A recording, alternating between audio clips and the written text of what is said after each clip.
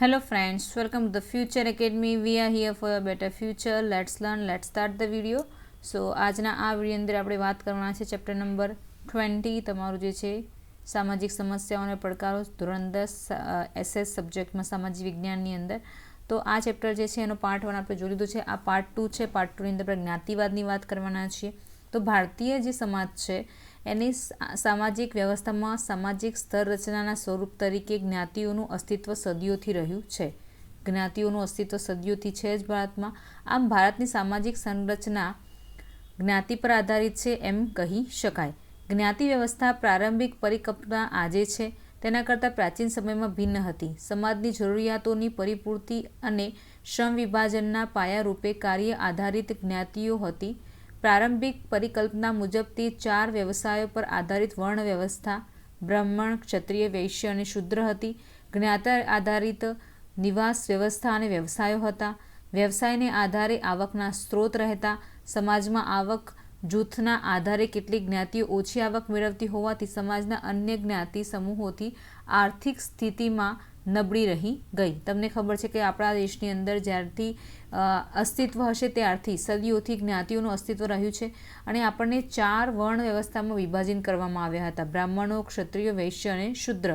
આ બ્રાહ્મણો જ્યારે રાજા મહારાજાઓ હતા ત્યારથી આ સ્ટાર્ટ થયું છે કે બ્રાહ્મણ હોય તો ભણાવવાનું કામ કરે, જે રાજકુમારો હોય કે સમાજના જે લોકો હોય એ લોકોને ભણાવવાનું કામ બ્રાહ્મણને આપેલું હતું. ક્ષત્રિય હોય તો સેવાની અંદર હોય, એ રક્ષણ કરવાનું કામ કરીએ, સેનાપતિ હોય કે સૈનિકની પોસ્ટ એની હોય છે, એ વખતના ટાઈમની વાત છે. વૈશ્ય હોય તો એ લોકો હતા એ વ્યાપાર વાણિજ્ય સાથે જોડાયેલા હતા અને શુદ્ર હતા એ સાફ સફાઈ સાથે કામદાર જોડાયેલા હતા. એમની જ્ઞાતિને વેચવામાં આવ્યા હતા. તો 4 પાર્ટ પાડવામાં આવ્યા હતા સમાજની અંદર. પણ ધીમે ધીમે જેમ જેમ આપણે આગળ વધતા ગયા તેમ તેમ આ પ્રાચીન જે પરંપરાઓ હતી એ પરંપરા એક વ્યવસાય બની ગઈ અને આ જ્ઞાતિ આધારિત વ્યવસાયો થવા લાગ્યા. પછી બ્રાહ્મણ તો બ્રાહ્મણનું જ કામ કરી, એનું પોસ્ટ ઊંચું, એની જાતિ ઊંચી. ક્ષત્રિય હોય તેના પછી આવે, પછી વૈશ્ય આવે, પછી શૂદ્ર આવે. તો અમુક વખતે કેવું થતું, સમાજની અંદર જે આવક મળતી હતી એ પણ જ્ઞાતિ આધારિત થઈ ગઈ. જ્ઞાતિ જેટલી એટલી આવક મળે. મજદૂર જે વર્ગ હતું શૂદ્ર જાતિમાં જે આવતા તે લોકોને તુચ્છ માનવામાં આવ્યા, લાગવામાં આવ્યા. પછી એ લોકોની શોષણ થવા લાગ્યું. એમના જે જ્ઞાતિ સમૂહો છે એમને નબળી બનાવવામાં આવી. શિક્ષણ ક્ષેત્રે પણ એમનું કોઈ મહત્ત્વ નહીં. એ લોકોને પગાર પણ બહુ ઓછો મળ્યો. તો એવી રીતે ભારતની અંદર એ જ્ઞાતિવાદ વિસ્તરી ગયો હતો એવું આપણે કહી શકીએ. ભારતમાં અંગ્રેજોના શાસનકાળ પહેલાંના સમયમાં કેટલીક જાતિઓ અન્ય સમૂહોથી દૂર સહેલાઈથી પહોંચી ન શકાય તેવા દુર્ગમ જંગલોમાં અને પહાડી વિસ્તારોમાં અલગ વસવાટ કરતી હતી. આ જાતિઓનું સામાજિક જીવન અને સાંસ્કૃતિક જીવન અન્ય પ્રજા કરતાં પ્રજા સમૂહથી અલગ હતું. એટલે મતલબ અહીંયા તમે આજના ટાઈમમાં પણ જો અંદમાન નિકોબારના જે ટાપુ છે ત્યાં એક પ્રકારનું જંગલ છે ત્યાં ટાપુમાં અને ત્યાં જવાની મનાઈ છે. ત્યાંના આદિવાસી જાતિ આજ પણ આ ટેકનિકલ યુગથી અજાણ છે. એ આપણાથી ઘણા બધા અલગ છે, ઘણા બધા પાછળ છે. એ લોકો બોલતા એમની અલગ જ ભાષામાં અંદર વાત કરતા હોય છે. કોઈ પણ બહારનું જાય તો એમના પર આક્રમણ કરે છે કે આ લોકો અમને મારી દેશે. એ લોકો ઉપર એમની પાસે કોઈ વ્યવસ્થા નથી, કોઈ પ્રકારની ટેકનોલોજી નથી એ લોકો જોડે. તો એ લોકો આપણા કરતાં ઘણા અલગ છે એવું કહી શકાય. તો એમનું સામાજિક જીવન કહીએ, એમનું સાંસ્કૃતિક જીવન કહીએ, એ બધું આપણી અન્ય પ્રજાથી એ લોકોનું અલગ જ પડે છે. તો એ પોતાની આગવી બોલી અને સંસ્કૃતિ ધરાવતા હોય છે. તે જાતિના લોકો પર પણ પેઢી દર પેઢી અલગ વસવાટ, એકાંકી જીવન વગેરેના કારણે વિકાસ સાધી શક્યા નથી. પરિણામે તેમની આર્થિક અને સામાજિક સ્થિતિ પણ નબળી રહી છે. અને એમની આર્થિક અને સામાજિક સ્થિતિ નબળી છે તમે તો જોઈ શકો છો. તો અહીંયા લઘુમતીઓ, નબળા વર્ગો અને પછાત વર્ગોના હિતોના રક્ષણ માટે બંધારણીય કઈ કઈ જોગવાઈઓ છે એના વિશે વાત કરીએ. તો ભારતના બંધારણમાં લઘુમતીઓ હોય, નબળા વર્ગો હોય, પછાત વર્ગોના રક્ષણ માટે, એમના કલ્યાણ માટે અને એમના વિકાસ માટે કેટલીક બંધારણીય જોગવાઈઓ કરવામાં આવી છે. આ બંધારણીય જોગવાઈઓ તેમના હિતોની રક્ષા, સામાજિક અસમાનતાનું નિવારણ અને તેમના કલ્યાણ અને વિકાસ માટે સુનિશ્ચિત કરી છે. ભારતનું જે બંધારણ છે એ ભારતના તમામ નાગરિકોને સમાન રીતે સામાજિક, આર્થિક, રાજનૈતિક ન્યાય પ્રદાન કરે છે. આપણા જે ભારતનું બંધારણ એ ભારતના દરેક નાગરિકને સમાન માને છે અને તેમને સમાન રીતે સામાજિક દરજ્જો આપ્યો છે, આર્થિક દરજ્જો આપ્યો છે, રાજનૈતિક ન્યાય દરજ્જો આપીને એમને ન્યાય પ્રદાન કરે છે. એમને સામાજિક રીતે હોય, આર્થિક રીતે હોય, રાજનૈતિક રીતે એ કોઈપણ જાતિને કે કોઈપણ કેટેગરીને બિલોંગ કરતો પણ એમને સમાન રીતે ન્યાય આપે છે. એવી આપે છે આપણા ભારતનું બંધારણ છે. ભારતના બંધારણમાં જણાવ્યા મુજબ જાતિ, જ્ઞાતિ, ધર્મ, ભાષા, લિંગને આધારે કોઈપણ પ્રકારનો ભેદભાવ રાખવામાં નહીં આવે.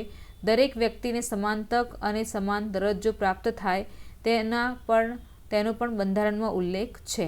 તો ભારતના બંધારણમાં શું વાત કરે છે કે ભારતના બંધારણમાં જણાવ્યા મુજબ જાતિ, જ્ઞાતિ, ધર્મ, ભાષા, લિંગ એના આધારે કોઈપણ પ્રકારનો ભેદભાવ રાખવામાં આવશે નહીં. એની જાતિ કોઈ પણ હોય, એમની જ્ઞાતિ કોઈ પણ હોય, એમનો ધર્મ કોઈ પણ હોય, ભાષા કોઈ પણ બોલતા હોય, કે એમની જાતિ સ્ત્રી હોય, પુરુષ હોય, કે પછી બાળક હોય, એક બાળકી હોય, એમની લિંગને જોઈને પણ કોઈપણ પ્રકારનો ભેદભાવ રાખવામાં આવશે નહીં.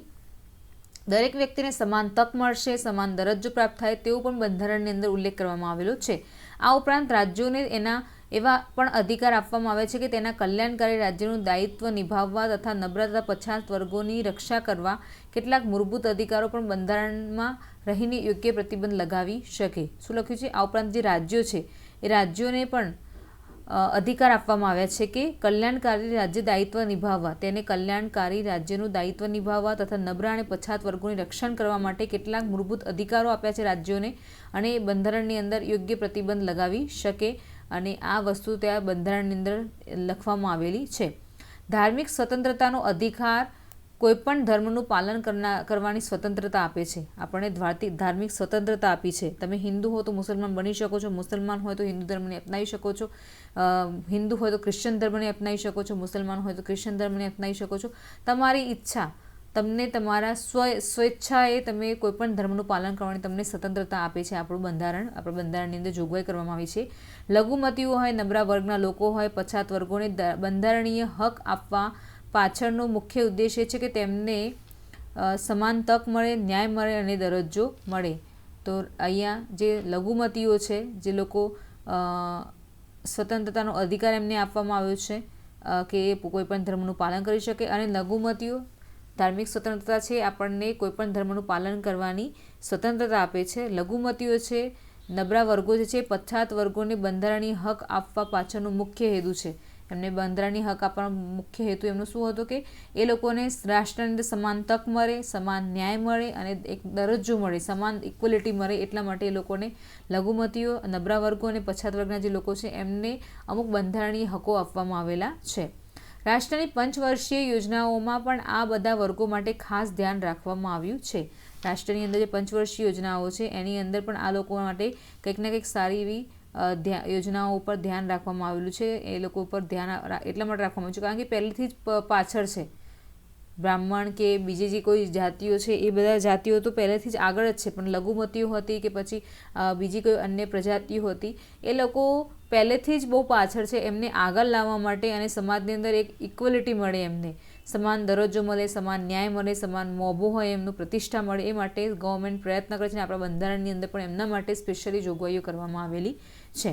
ઓકે, તો અહીંયા આપણે પછી જોઈએ લઘુમતીઓ વિશે ખ્યાલ જે છે એ આપણો ક્લિયર કરીએ. આ લઘુમતીઓ જે છે ટોપિક આજે જોઈએ છે આ વિડીયોની અંદર. પછી જે લોકો આ ચેનલ પર નવા છે, વિડીયો જોઈ રહ્યા છે અત્યારે, એ લોકો પ્લીઝ ચેનલને સબસ્ક્રાઈબ કરે. વિડીયો પસંદ આવે તો please press the like button and અમારી સાથે જોડાઈ રહેવા માટે ઓલ નોટિફિકેશનને ક્લિક કરવાનું ભૂલતા નહીં. ઓલ નોટિફિકેશન ક્લિક કરશો તો શું થશે, એનાથી તમને બધા વિડીયોની લિંક સરળતાથી પ્રાપ્ત થઈ શકશે. તો એના માટે ઓલ નોટિફિકેશનને ક્લિક કરવું ખૂબ જ જરૂરી છે. Thank you. આગળ જોઈએ આપણે લઘુમતીઓ. હવે નવો પોઈન્ટ આપણો છે ધર્મ કે ભાષાના આધારે કોઈપણ પ્રદેશ કે દેશમાં બહુમતીમાં ન હોય તેવા લોક સમૂહને લઘુમતી કહેવામાં આવે છે. શું કહ્યું છે કે ધર્મ કે ભાષાના આધારે દેશ કે પ્રદેશની અંદર બહુમતીના ન હોય, બહુ ઓછી સંખ્યામાં હોય એવા લોક સમૂહને આપણે લઘુમતી તરીકે ઓળખીએ છીએ. ભારતના બંધારણમાં લઘુમતી માટે સ્પષ્ટ વ્યાખ્યા કરવામાં આવી નથી. દેશ કે પ્રદેશની વસ્તીના અડધા કે તેથી ઓછી સંખ્યા ધરાવતા લોક સમૂહને લઘુમતી કહી શકાય. આપણા બંધારણની અંદર એક્ઝેક્ટ કોઈ ડેફિનેશન આપવામાં આવી નથી. લઘુમતીઓનો ખ્યાલ કોઈપણ ધર્મ, ભાષા કે પ્રદેશ પૂરતો મર્યાદિત નથી. રાષ્ટ્રીય સ્તર પર લઘુમતીઓની જેમ જ રાજ્ય સ્તર પર સ્થાનિક અને પ્રાદેશિક લઘુમતીઓની નોંધ લેવી પડે. માટે જ રાષ્ટ્રીય સ્તર પર લઘુમતીઓની સંકલ્પના એ રાજ્ય સ્તરની સંકલ્પના કરતાં બિલકુલ ભિન્ન પણ હોઈ શકે છે. અને એટલે કે જો કોઈ લોક સમુદાય કોઈ પ્રદેશ કે કોઈ રાજ્યની કુલ વસ્તીના પ્રમાણમાં બહુમતીમાં હોય તો તે રાષ્ટ્રીય રીતે લઘુમતીમાં હોઈ શકે, તથા તેનાથી અલગ તે રાજ્યમાં લઘુમતીમાં હોય તેવો વર્ગ રાષ્ટ્રીય સ્તરે બહુમતીમાં પણ હોઈ શકે. હવે શું અહીંયા આપણી ડેફિનેશન શું છે ભારતની અંદર કે જે તે પ્રદેશ, દેશ કે પ્રદેશની વસ્તી જે હોય, કોઈ પણ એરિયા હોય, રાજ્ય હોય, પ્રાંત હોય કે પછી દેશ હોય, તો એ દેશ કે પ્રદેશની વસ્તીના અડધા કે તેથી ઓછી સંખ્યામાં જે કોમ હોય, જે જાતિ હોય, જે ધર્મ માનવામાં આવતો એને લઘુમતીમાં નાખવામાં આવતો હોય છે, એને લઘુમતીમાં માનવામાં આવે છે. હવે એવું પણ બની શકે કે ભારતની અંદર જે લઘુમતી કહેવાય છે એ જાતિ કોઈ રાજ્યની અંદર બહુમતીમાં હોઈ શકે છે. ઓકે, સારું એવું પ્રમાણ હોઈ શકે છે એમનું. તો એના માટે અહીંયા એ વાત કરવામાં આવી છે કે અલગ પણ હોઈ શકે છે. દેશ રાજ્યની અંદર અને દેશની અંદર એમની પરિસ્થિતિ અલગ અલગ હોઈ શકે છે. ભારતમાં લઘુમતીઓને બહુમતીઓની જેમ જ અધિકારો સમાન ધોરણે મળ્યા છે. લઘુમતીઓની સંસ્કૃતિ, ધર્મ, લિપિ તથા ભાષાઓના સંરક્ષણ અને પ્રોત્સાહન માટે બંધારણમાં કેટલીક વિશેષ જોગવાઈઓ કરવામાં આવી છે. જેમ કે લઘુમતીઓના હિતો અને તેમના કલ્યાણ અને વિકાસ માટે રાષ્ટ્રીય લઘુમતી પંચની રચના કરવામાં આવી છે. આ ટોપિક યાદ રાખજો, રાષ્ટ્રીય લઘુમતી પંચની રચના કરવામાં આવી છે એમના હિતો, એમના કલ્યાણ અને એમના વિકાસ માટે. ઓકે, એમની જે લિપિ છે, એમની જે ભાષા છે, એમનો જે ધર્મ છે, એમની જે સંસ્કૃતિ છે એને સાચવી રાખવા માટે અમુક વિશેષ જોગવાઈઓ કરવામાં આવી છે એની વાત કરવામાં આવેલી છે અહીંયા. ધાર્મિક સ્વતંત્રતાનો અધિકાર લઘુમતીઓને વિશ્વાસ અપાવે છે કે પોતાના ધર્મના પ્રચાર, પ્રસાર અને પ્રોત્સાહન માટે પ્રયત્નો કરી શકે છે. કાયદો બળપૂર્વક ધર્માંતરણને માન્ય રાખતો નથી. સરકારી સહાય લેતી કોઈપણ શિક્ષણ સંસ્થામાં ધાર્મિક શિક્ષણ આપી શકાતું નથી. તમામ ધાર્મિક સમુદાયોને તેમના ધર્મના વ્યવસ્થાપન અને ધાર્મિક કાર્યો માટે સંપત્તિ મેળવવાનો અને તેની દેખરેખ કરવાનો અધિકાર છે. શું લખ્યું છે અહીંયા કે ધાર્મિક સ્વતંત્રતાનો અધિકાર લઘુમતીઓને વિશ્વાસ અપાવે છે. એમને ધાર્મિક સ્વતંત્રતા આપી છે કે એ લોકો કોઈ પણ ધર્મ અપનાવી શકે છે અને એમને એ વિશ્વાસ અપાવ્યો છે કે પોતાના ધર્મ, એમને જે ઓછા માત્રામાં હોય પણ એમનો જે ધર્મ છે એમનો પ્રચાર પ્રસાર કરી શકે છે, પ્રોત્સાહન માટે પ્રયત્નો કરી શકે છે. એ લોકો કાયદા બળપૂર્વક ધર્માંતરણને માન્ય રાખતો નથી, પણ એ લોકો બળપૂર્વક કોઈને જબરદસ્તી ધર્માંતરણ કરાવે, એક ધર્મમાંથી બીજા ધર્મની અંદર એમને પલટો કરવામાં આવે તો એને કાયદો માન્ય રાખતો નથી. સરકારી સહાય લેતી કોઈપણ શિક્ષણ સંસ્થામાં જે જગ્યાએ ગવર્મેન્ટ ગ્રાન્ટ આપતી હોય એવી કોઈપણ પ્રકારની શૈક્ષણિક સંસ્થાની અંદર ધાર્મિક શિક્ષણ આપવામાં આવતું નથી કે મુસલમાન ધર્મ પાળવું જોઈએ કે હિન્દુ ધર્મ પાળવું જોઈએ કે ક્રિશ્ચન ધર્મ અપનાવવું જોઈએ, એવું કોઈપણ પ્રકારનું શિક્ષણ સરકારી સહાય લેતી કોઈપણ શિક્ષણ સંસ્થાની અંદર આપવામાં આવતું નથી. તથા તમામ ધાર્મિક સમુદાયોને તેમના ધર્મ અને વ્યવસ્થાપન અને ધાર્મિક કાર્યો માટે સંપત્તિ મેળવવાનો અધિકાર છે, એની દેખરેખ રાખવાનો પણ અધિકાર ગવર્મેન્ટે આપેલો છે. સાંસ્કૃતિક અને શૈક્ષણિક અધિકાર દ્વારા લઘુમતીઓ પોતાની લિપિ અને સંસ્કૃતિનું રક્ષણ કરી શકે છે.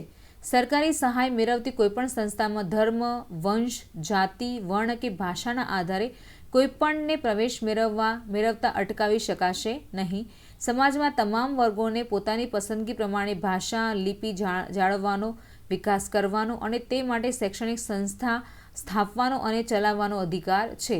ભારતીય લઘુમતીના બાળકોને પ્રાથમિક શિક્ષણ માતૃભાષા મળે તેવી સુવિધા રાજ્ય સરકાર આપે છે. અહીંયા શું લખ્યું છે કે સાંસ્કૃતિક અને શૈક્ષણિક અધિકાર પણ એ લોકોને આપવામાં આવે છે કે એ લોકો પોતાની લિપિ અને સંસ્કૃતિને જાળવી શકે છે, એનું જતન કરી શકે છે, એ લોકો એને ટકાવી રાખવા માટે એનો પ્રયત્ન પણ કરી શકે છે, એવું એમની સ્વતંત્રતા આપવામાં આવેલી છે.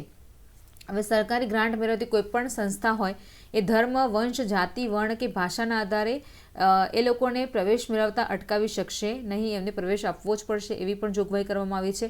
એ લોકો પોતાની લિપિને જાળવવાનો, વિકાસ કરવાનો અને શૈક્ષણિક સંસ્થાન સ્થાપવાનો પણ અધિકાર આપે છે લઘુમતીઓને. અને લઘુમતી જે લોકો છે એમને બાળકોને એમની માતૃભાષાની અંદર શિક્ષણ મળે એ માટેની સુવિધા રાજ્ય સરકાર પૂરી પાડતી હોય છે.